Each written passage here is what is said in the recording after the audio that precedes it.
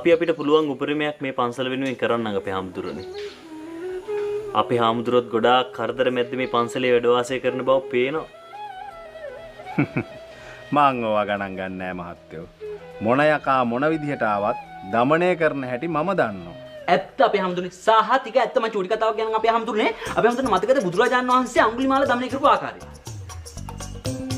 හරි මම කියන්න.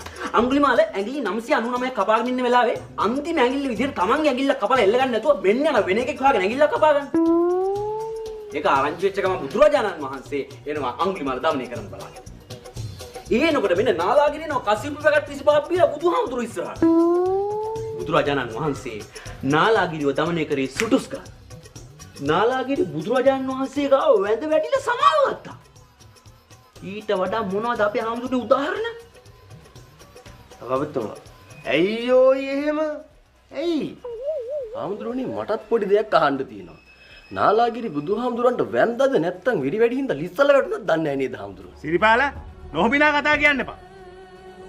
උඹලා වීලුවට ගන්න තමන්ගේම ආගම නේද? තමන්ගේ ආගම විතරක් නෙමෙයි කිසිම ආගමක් වීලුවට ගන්න එපා බොලව්.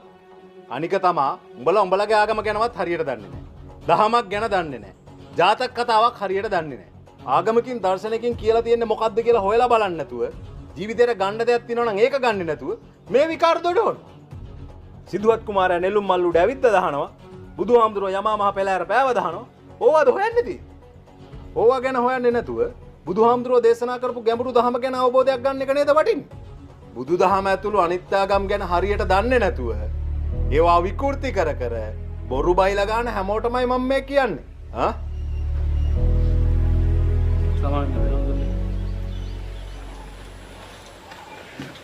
මේ හාමුදුරනේ පහන් කොහෙද තියෙන්නේ?